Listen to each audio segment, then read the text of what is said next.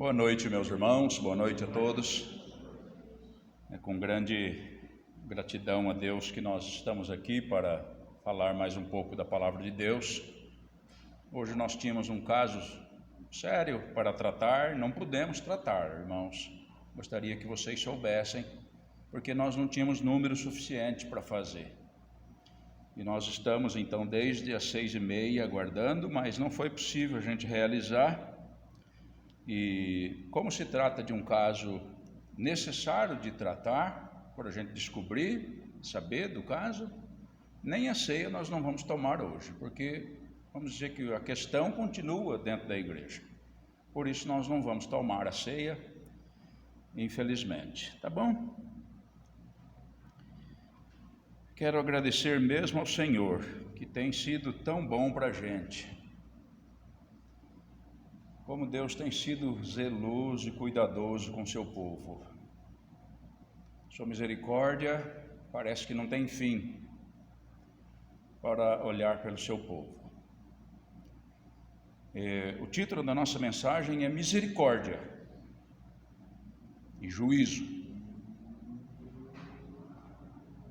Porque Deus é extrema em misericórdia. Nós vamos aos poucos passar para falar desta misericórdia, mas também vamos falar do juízo, porque não podemos classificar apenas Deus como amor, como as pessoas dizem, que Deus é amor, e é mesmo, mas também é juízo. Quero assim... Nosso texto é em Lucas capítulo 20, mas quero levá-los a Isaías capítulo 5, porque se a gente vai dividir esta mensagem, nós precisamos falar da primeira parte dela. Isaías capítulo 5, profeta Isaías capítulo 5. Obrigado mais uma vez, Adriano, que está aqui. Fico muito contente de vê-lo aqui, sinceramente. Deus pudesse te abençoar muito, viu? Sua casa também. Irmãos, Isaías capítulo 5, verso 1, começa dizendo assim, a palavra de Deus: Agora cantarei ao meu amado o cântico do meu querido, a respeito da sua vinha. O meu amado tem uma vinha num outeiro fértil, e cercou-a, e limpando-a das pedras, plantou-a de excelentes vides, e edificou no meio dela uma torre, e também construiu nela um lagar, e esperava que desse uvas boas, porém deu uvas bravas. Agora, pois, ó moradores de Jerusalém e homens de Judá, julgai-vos, peço, entre mim e a minha vinha. Que mais se podia fazer a minha vinha que eu lhe não tenha feito? Porque esperando eu que desse uvas boas, veio a dar uvas bravas. Irmãos, como a gente estava dizendo, se a gente for para dividir esta parte, nós estamos então vendo o cuidado de Deus por Israel. Esta parábola que o profeta Isaías está mencionando, ela diz respeito a Israel.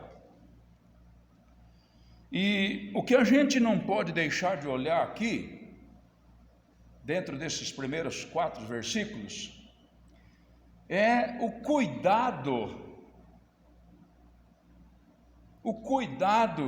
daquele que preparou a vinha. Você percebeu? Primeiro diz que no versículo 1 que foi uma terra boa, uma terra fértil. Ora, quem mexe com a terra, e nós todos somos, queira ou não, da terra, por estar no interior, nós sabemos, uma terra boa é motivo para a planta cada vez mais ser bonita e dar frutos. Você percebeu também o cuidado deste homem que fez esta vinha. Olha, versículo 2, cercou-a. Por quê? Porque senão entra qualquer coisa lá para atrapalhar. Limpou-a das pedras para depois ficar bom para cuidar. E diz mais, plantou-a de excelentes vides, ou seja, Deus foi cuidadoso com esta vinha, porque o assunto aqui é Deus com o seu povo. Ele escolheu os melhores. Ele chamou Abraão, ele chamou Isaac, ele chamou Jacó. E daí a tribo de Israel, ou a nação de Israel, porque Jacó muda o nome dele para Israel, só para a gente saber. Deus então fez tudo isso com seu povo. E agora há um lamento no verso 4, você percebeu? Que mais se podia fazer a minha vinha que eu lhe não tenha feito? Quer dizer, eu preparei tudo. Por que, esperando eu que desse uvas boas, veio a dar uvas bravas? É uma indagação que ele está fazendo. Olha, eu fiz tudo o que precisava para essa vinha. E em vez dos frutos que eu esperava que desse, deu uvas bravas. O resultado, irmãos, o que? Ele está perguntando, o que é que eu vou fazer agora? Porque, sabe, quem planta a roça sabe como que é o negócio. Você planta e espera o resultado. Você quer o melhor. Você aduba, você cuida, se puder jogar água, você joga água. Mas a conclusão foi que não tinha frutos. E nós vemos aqui um resultado trágico. Versículo 5, agora pois vos farei saber o que eu hei de fazer à minha vinha. Tirarei a sua sebe, a cerca, para que sirva de pasto, derrubarei a sua parede para que seja pisada e a tornarei em deserto. E foi justamente isto que Deus fez com o seu Israel. O Israel lá no começo,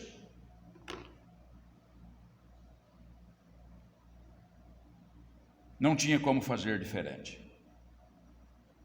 Então nós vemos claramente sobre o nosso título que Deus agiu com misericórdia, chamou aquele que nem era povo, que nem era especial, mas ele preparou, ajeitou tudo e agora exerce um juízo sobre a nação de Israel.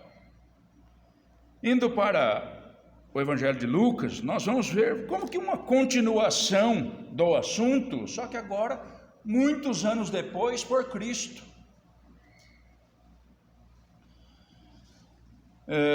O Evangelho de Lucas, capítulo 20, verso 9.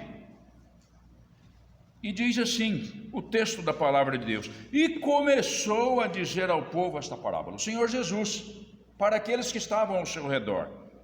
Certo homem plantou uma vinha e arrendou-a a uns lavradores e partiu para fora da terra por muito tempo. Irmãos, nós podemos mais uma vez aqui identificar o dono da vinha. Ele está aqui novamente. Aqui não fala muito detalhe, como falou lá atrás. Aqui só diz que ele plantou uma vinha. Não diz que ele cuidou, Mas nós podemos ver por aquele texto que houve um investimento nesta vinha. É uma ligação de uma coisa. O Senhor Jesus está lembrando daquele passado, mas quer trazer para o futuro que ele estava vivendo, para aquelas pessoas, tanto que o assunto começou a dizer ao povo que estava ouvindo, quer dizer, outro tempo, mas o mesmo assunto. Este muito tempo que nós vemos aqui, no finalzinho do versículo 9, nós podemos chamar de um tempo suficiente para que se dê os frutos. Tá? Esse muito tempo ele arrendou para uns lavradores e partiu para fora da terra por muito tempo. Vamos dizer, olha, está plantada a vinha, são as uvas, né? E eu não vou tocar, mas vou dar para alguém fazer. E arrendou-a para alguns. E depois de muito tempo, como diz aqui, esse muito tempo, mais uma vez, é o tempo dos frutos. A estação dos frutos chegou. Vejamos, Isaías fala de um começo e de um fim. O Senhor Jesus também está falando de um começo aqui.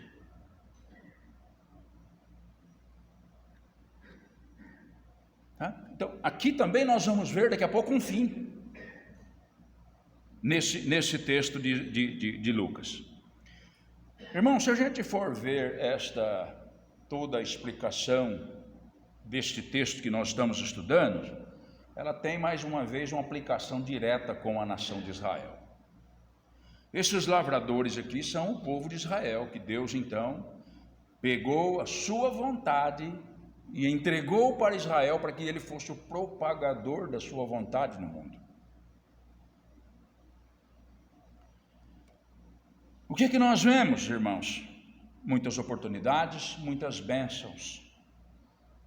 Estou lendo Gênesis e passando pela história de Jacó. E Jacó foi próspero com tudo aquilo que ele fez. Ele enganou o irmão, ele enganou o pai, ele enganou, entre aspas, a Labão, na questão das ovelhas lá. Era só voltar lá para Gênesis, né, que a gente vê. Então, ele foi muito próspero. Então nós estamos falando disso daqui: oportunidade, bênção e uma longa paciência de Deus para com a nação de Israel. Mas chega o tempo dos frutos também. Mais uma vez o Senhor Jesus está falando disso. Verso 10: e no tempo próprio mandou um servo aos lavradores para que lhe dessem dos frutos da vinha, mas os lavradores, espancando-o, mandaram-no vazio. Eu não sei o que os lavradores pensaram quando o Senhor Deus mandou os seus profetas. Isso daqui é isso, viu, irmãos? Os lavradores é a nação de Israel. O servo que é enviado são os profetas de Deus, para cobrar os frutos, porque Deus preparou tudo conforme nós vimos em Isaías, para que desse os frutos. Ora, então agora chegou a hora de cobrar os frutos, e os profetas então são enviados, e eles, espancando-o, o mandaram vazio. Não tem o que apresentar. É isso que é o negócio que nós estamos vendo aqui. Talvez eles tivessem pensado: será que o dono partiu para fora da terra? Versículo 9, né? Acho que ele não vem, ele está muito longe. Não sei o que é que o homem pode pensar a respeito de Deus. Nós vivemos num tempo que os homens só falam que Deus é amor, porque não condena ninguém. Eu não sei se esses homens pensaram a mesma coisa. Vamos espancar ele, vamos mandar ele de volta. Ele vai parar lá no dono novamente, para avisar o que aconteceu. Não sei se pensaram que estava longe, ou talvez ele não tinha interesse, largou na mão deles e talvez não tem mais interesse, não tem jeito dele exercer autoridade. Irmãos, é assim, nós vamos trazer para a nossa realidade, é assim que os homens estão pensando de Deus. Agora, a bola da vez é não, cada um faz o que acha que deve fazer. Antigamente tinha uma lei. Antigamente isso podia, isso não podia. Nós sabíamos disso dentro de casa e daí por diante na nossa vida. Hoje não. Se não me falha a memória, foi falado recentemente aqui: o que é errado não é mais. O que é certo, existe uma interrogação. Não sei se era isso, mas hoje, na nossa atualidade, é assim que nós estamos olhando para Deus. O que ele falou, isso daí não acontece. Não, eu acho que ele nem volta mais. Não, eu acho que ele nem tem tanto poder assim. Enfim, só para a gente entender o peso, não é a nossa parte ainda, nós estamos falando ainda com alguns de Israel, de Judá. E então nós estamos vendo assim que eles mais uma vez rejeitaram o acordo, e rejeitaram o acordo com arrogância. Porque expulsaram, mandaram vazio, espancaram aquele homem.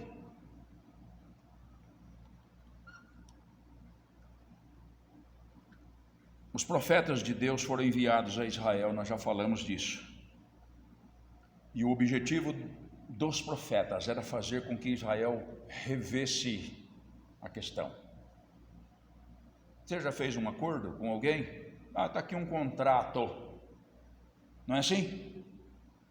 Hoje é só no contrato, antigamente também. O Senhor Deus mandou a sua palavra, é o contrato. É o contrato. Não, hoje já rasgaram o contrato.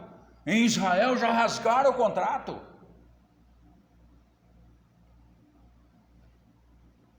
Os profetas foram enviados para isso, para lembrá-los que Deus exigia algo em troca.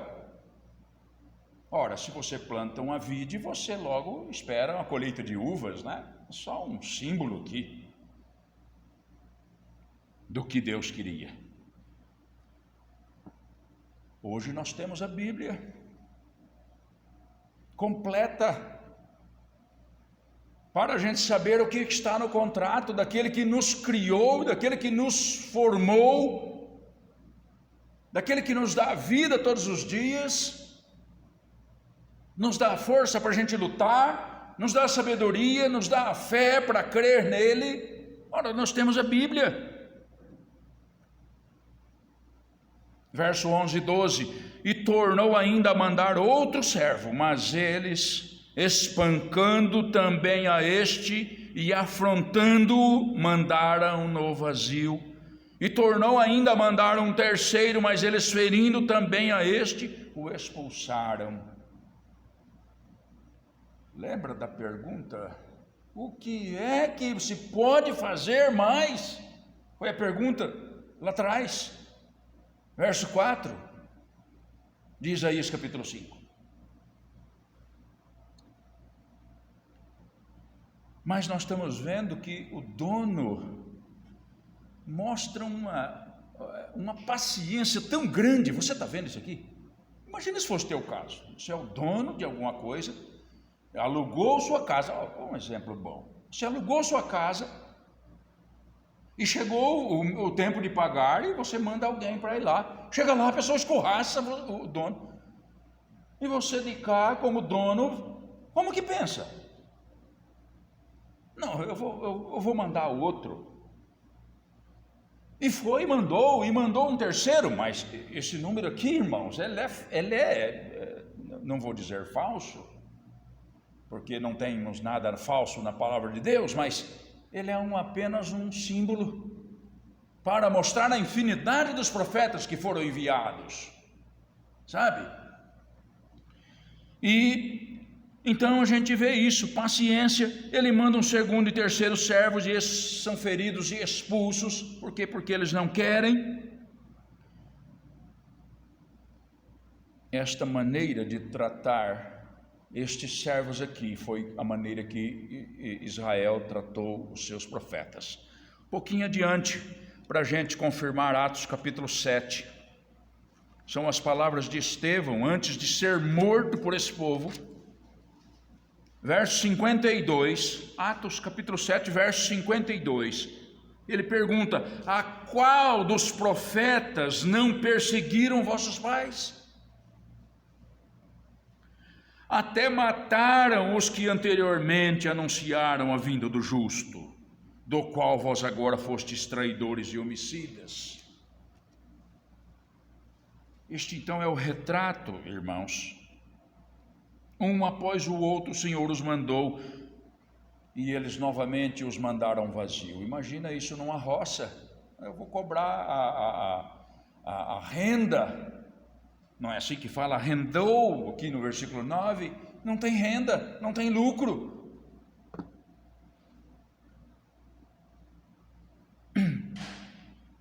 Expulsaram. Olha, para você que me ouve, é isso que o homem está fazendo com Deus.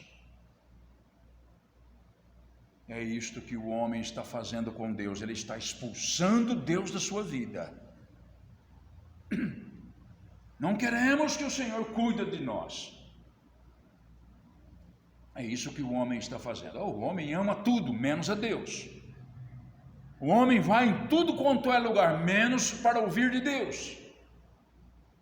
Por isso é a mesma coisa. Verdadeiramente. Verso 13. E disse o Senhor da vinha: que farei?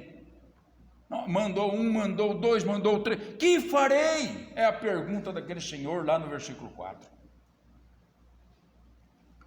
Quando a gente olha o versículo 16, diz assim: irá e destruirá estes lavradores. O que nós enxergamos aqui, irmãos, é que o dono da vinha, em todo o tempo, ele tinha poder para fazer justiça. Tá? Hoje não pode. Hoje, se você alugar uma casa para uma pessoa e ele não quiser sair, ele fica um ano dentro da tua casa. Mas antigamente tinha poder para arrancar na marra e jogar para fora. O que Deus está dizendo é que eu poderia ter ido lá e ter já dado chicotada nesse povo há muito tempo. E é justamente isso que Deus pode fazer com a nossa vida hoje. Cada um de nós, Ele pode vir e fazer justiça, se Ele quiser. Coitado, morreu. Não estou dizendo que Deus, mas tudo está nas mãos de Deus. Coitado, novo, né? Pois é. Deus não se agradou dele, não sei. Ele pode fazer. O que nós estamos percebendo aqui, que farei? E quando a gente lê o 16 é porque ele poderia ter feito o que ele quisesse, sabe?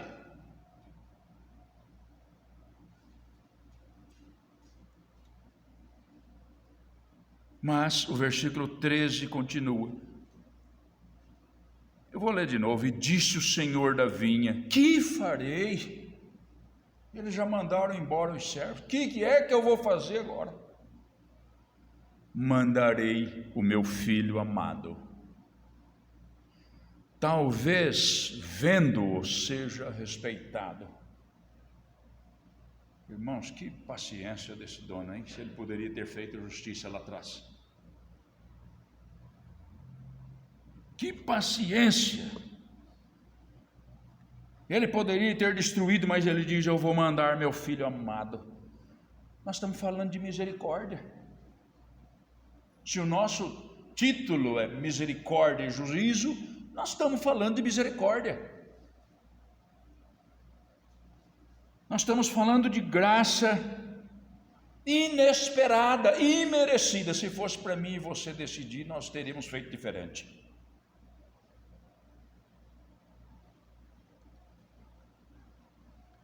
O Evangelho de Mateus, capítulo 21, verso 37, falando dessa parábola aqui, ele diz: e por último enviou-lhes seu filho. Meus irmãos, o que nós podemos notar aqui é que toda a riqueza do amor de Deus lhes foi enviada. Toda a riqueza do amor de Deus lhes foi mandado.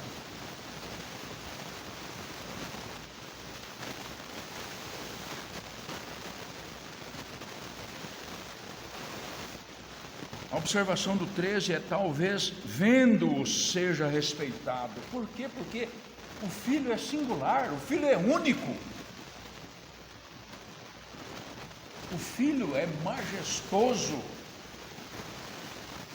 O filho é único, é digno, e certamente vão respeitá-lo. Não é assim que a gente pensa? Quando a gente ouve a história de Cristo,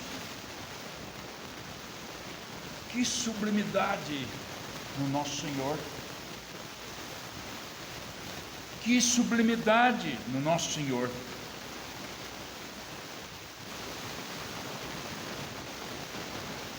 Mas você percebeu o detalhe dos versículos 13, irmãos? Ele diz assim: olha, e disse o Senhor da vinha, que farei?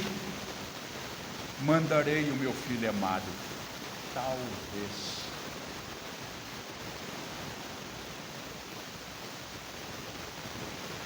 Consegue notar parece que uma tristeza da parte de Deus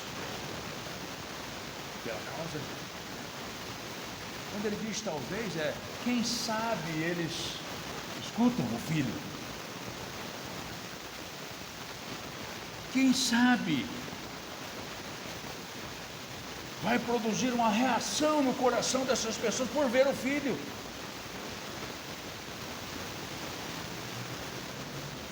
O Senhor Deus não poupou o seu próprio filho.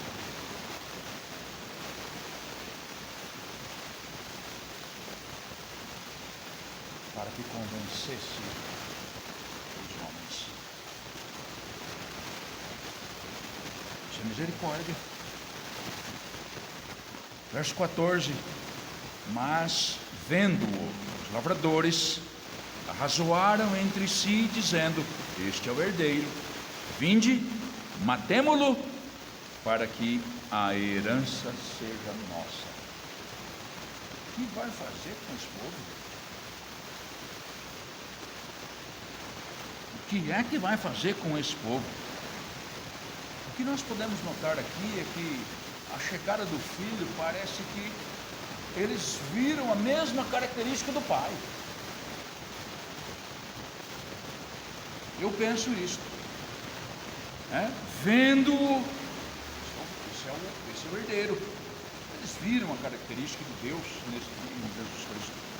Bondoso, misericordioso, que preparou tudo, que escolheu as melhores vides, que limpou a terra, sabe? Que deu a sua palavra, que chamou Moisés para escrever a lei para esse povo, e carregou esse povo nos braços o tempo todo. As mesmas características do Pai. O Senhor Jesus disse: eu e o Pai somos um. Quando Tomé pergunta: mas mostra-nos o Pai, você tem me visto há tanto tempo? Eu e o Pai somos a mesma coisa. Como dizes, mostra-nos o Pai? Viu a mim, está vendo o Pai.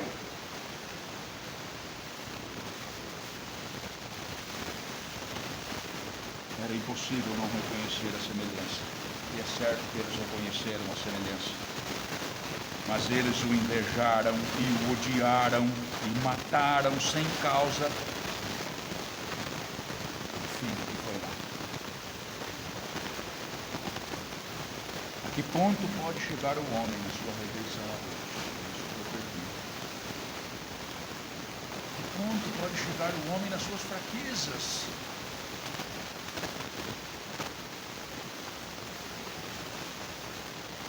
O impacto dessas palavras aqui foi dura para esses ouvintes.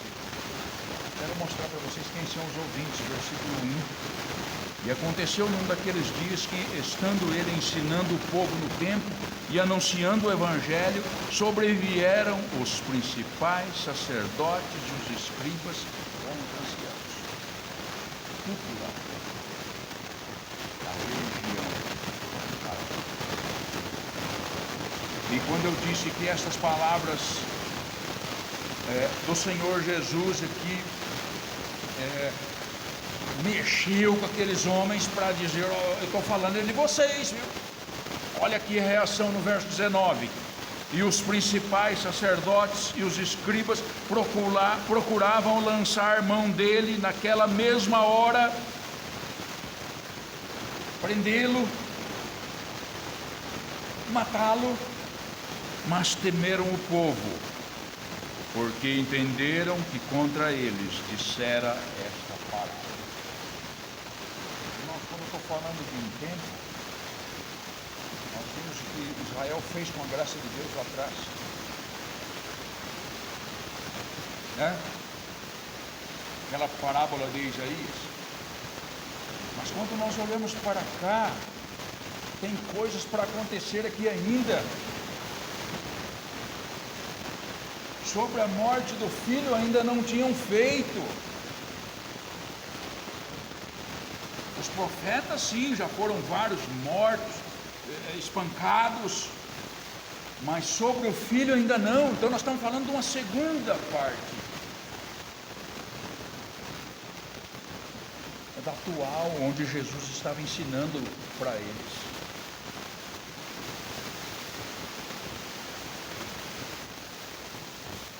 Então agora é para eles. Não há mudança no coração duro. Os pais já fizeram isso, eles continuam fazendo a mesma coisa. Não há mudança no coração duro. Mas, gente, o Senhor Deus quer entrar no nosso coração para fazer do nosso coração um coração de carne.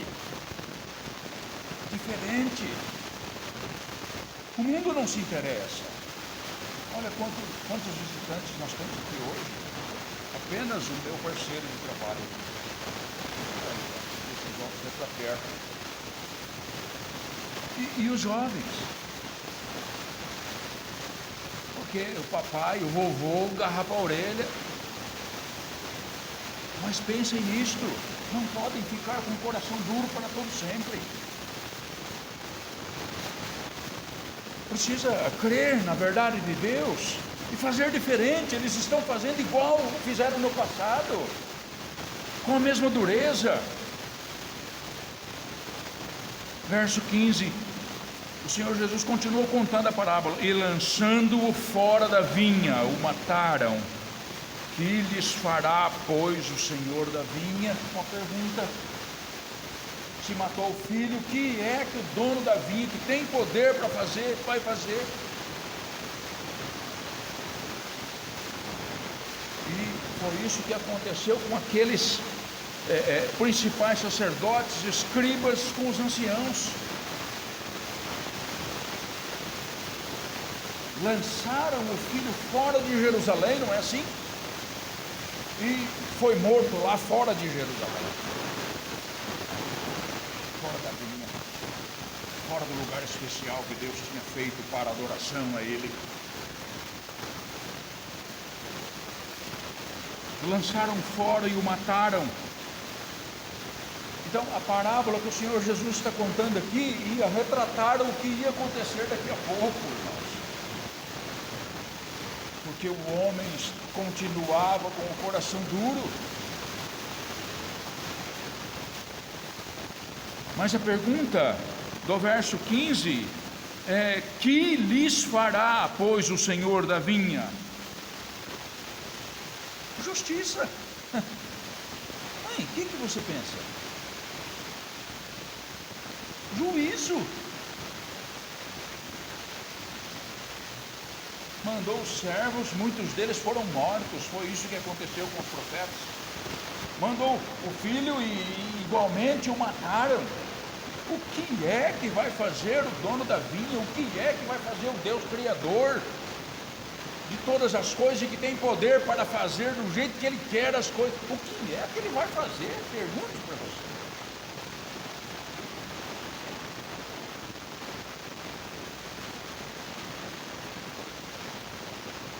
Irmãos, a pergunta é: como que paciência e misericórdia e graça produzem ódio no coração do homem? Olha para a sua vida. Um dia Deus criou seus avós, seus pais.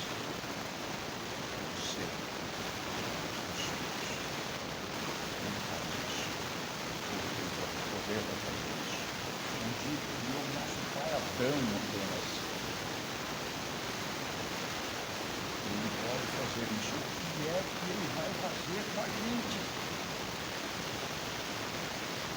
Na nossa frieza, na nossa insensibilidade. O que é que você imagina? Se você fosse o dono da situação aqui, o que faria?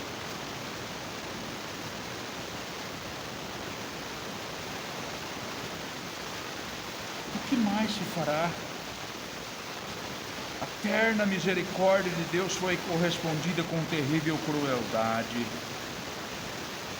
Ainda hoje, amados irmãos, a rejeição é tão grande no coração das pessoas. Não querem saber de Deus. Eles não querem saber que Deus um dia preparou um plano para as suas vidas. Estão vivendo conforme pensam que devem viver.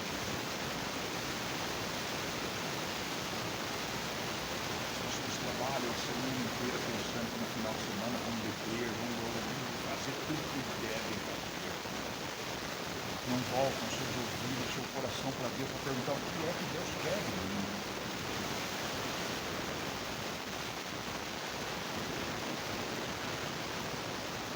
Muitos não creem. Muitos, depois de crer, desprezam. Estão brecando, sabe? A vida vai passando, é o que a gente fala. Vai já é sexta-feira de novo. Quando eu comecei a trabalhar na prefeitura, estava quase que insuportável passar sábado e domingo em casa. Mas ficava num tédio no domingo, agora está falando. Ó, vida. E a gente vai desprezando o que Deus preparou para a gente.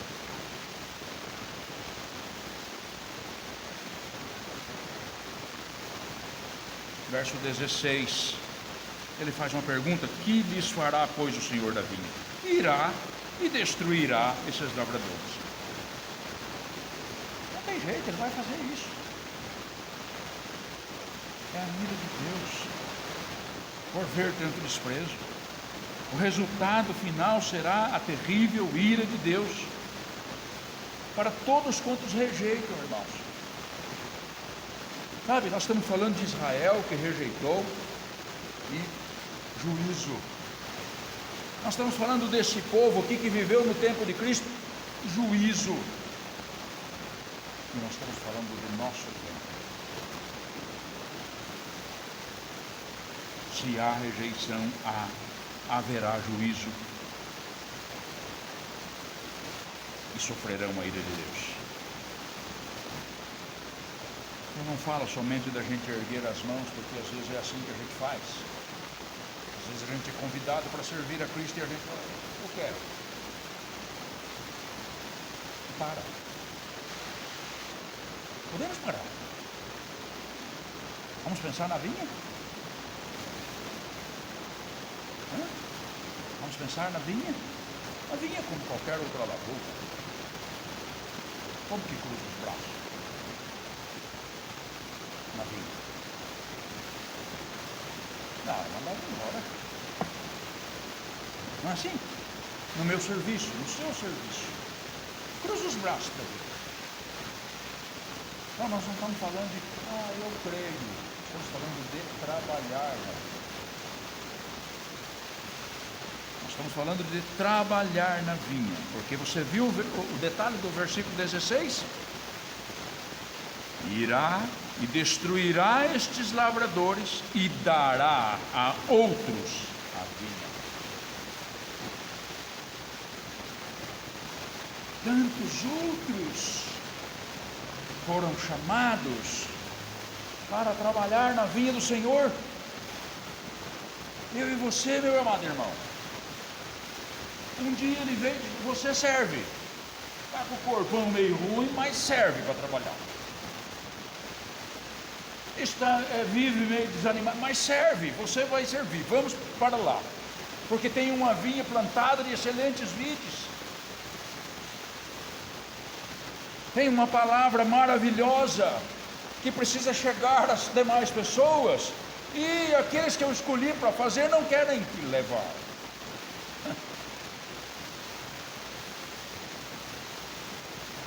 Entende?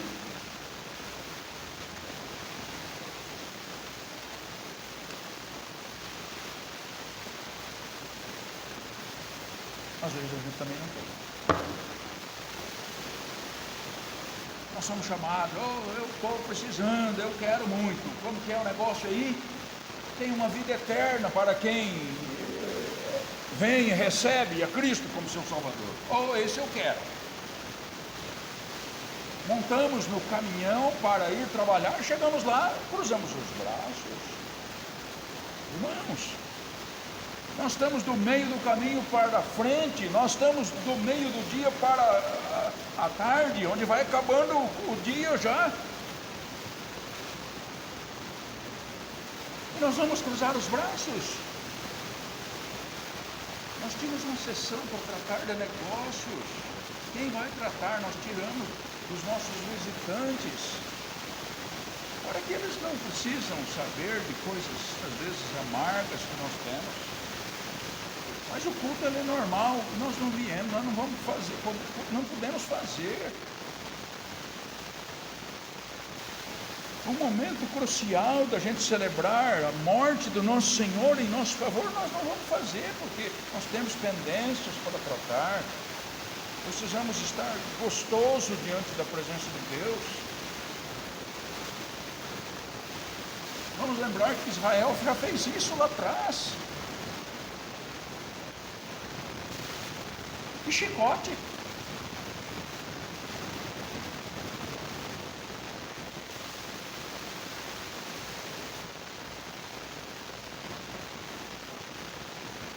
E dará a outros. Quantos outros não foram chamados? É a graça de Deus. Nos chamou com o mesmo zelo que chamou Israel.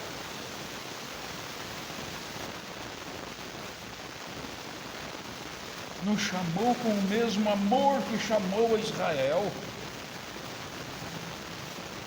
Tem uma vinha plantada. Tem que dar frutos. Excelente vinha, está plantado no melhor lugar.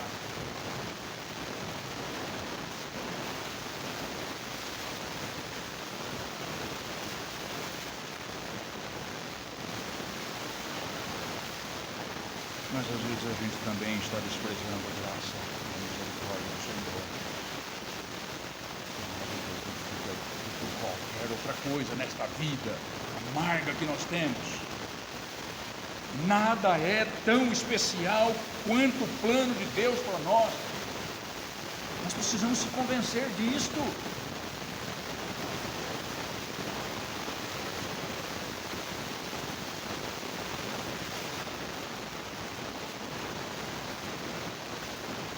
Matar os servos e o filho? Não, nós não fizemos isso.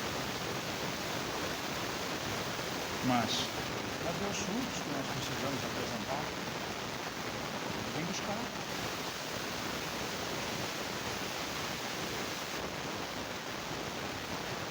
Mas como é maravilhoso todo o plano de Deus.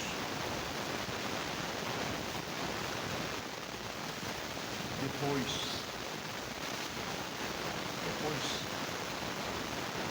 nós descobrimos a necessidade da morte do Filho.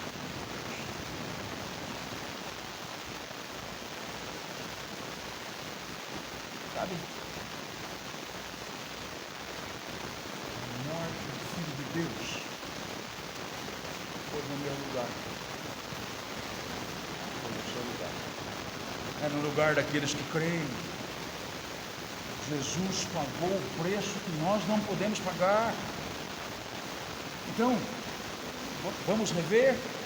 Mataram o filho, tinha que ser morto. Mataram por conta dos seus pecados, mas ele precisava ser morto. Jesus não veio nesse mundo sendo bonzinho para falar para as pessoas que ele era gente boa, né? Deveria ser uma alegria encontrar com Cristo. Era sempre gente boa, cuidava dos doentes, não sei o que lá. Mas coitadinho, né? cercaram ele lá, o Judas traiu, cercaram ele, e ele não teve onde correr. Tá coisa. Não. O plano de Deus é que o Filho, o Cordeiro Imaculado, um dia viria para derramar seu sangue por mim e por você. Era plano de Deus. A maneira que foi feito foi por causa dos pecados. Eu acho que não tinha como alguém justo matá-lo, tinha que ser o pecador, eu e você. Matamos o Senhor Jesus. Era preciso.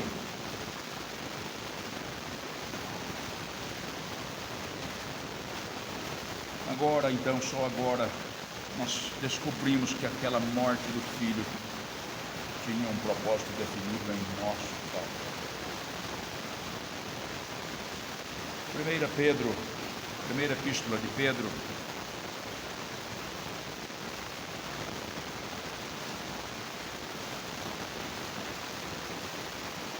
capítulo 1,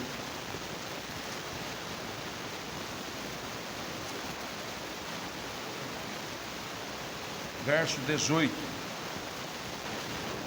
Sabendo que não foi com coisas corruptíveis, como prata ou ouro, que fostes resgatados da vossa vã maneira de viver, que por tradição já recebeste dos vossos pais, mas com o precioso sangue de Cristo, como de um cordeiro imaculado e incontaminado, o qual, na verdade, em outro tempo, foi conhecido, ainda antes da fundação do mundo, mas manifestado nesses últimos tempos, por amor de vós. Percebe?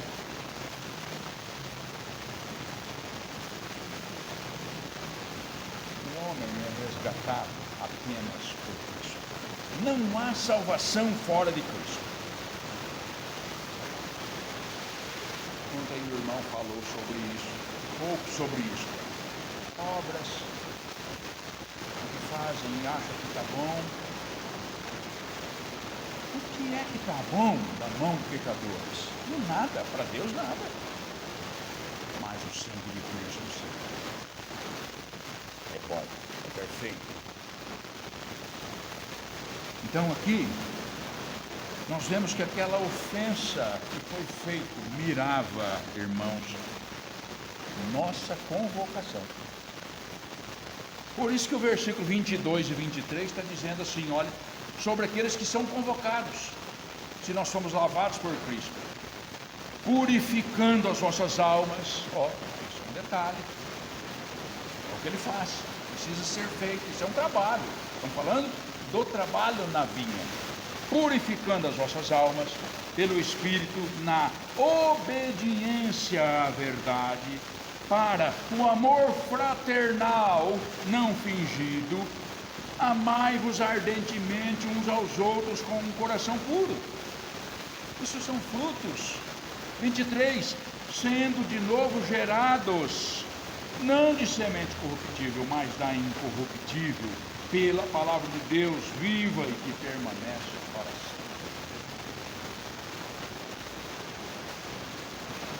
Amados,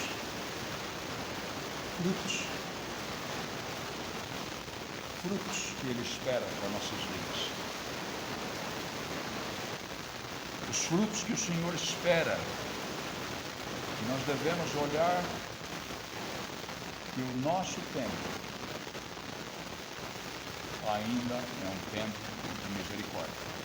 Lembra que nós falamos do tempo, falamos do Israel, falamos do povo do tempo de Cristo, falamos do nosso tempo. Nosso tempo é um tempo de misericórdia ainda. Mas o nosso título é Misericórdia e Juízo. E nós devemos se preocupar sim com este.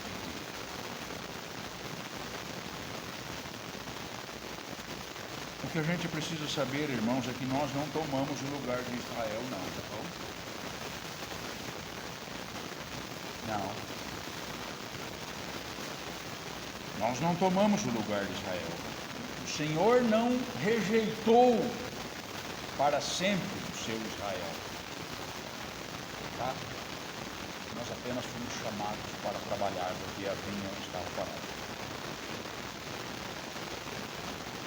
Ainda vai ter um tempo dele fazer todo o processo. Pessoas em Israel vão crer em Cristo. Mas é o nosso Deus. Por isso, eu quero mesmo convidar a todos que se preocupem com o trabalho que nós somos comissionados para fazer. O trabalho não é ver na igreja, irmãos. Temos um trabalho árduo onde a gente vive, onde a gente anda na nossa casa, para mostrar a Cristo, mostrar uma vida diferente. Não chamaram outros, chamaram cada um de nós. Para você que nos visita, não se sinta constrangido, mas é possível isso. Lembra do tempo de misericórdia. Ele está chamando os homens para prevenir, para que não passem pela sua ira, pelos seus vícios. Se pudesse ficar gravado nos nossos corações para a honra e para a glória de Deus. Em nome de Jesus.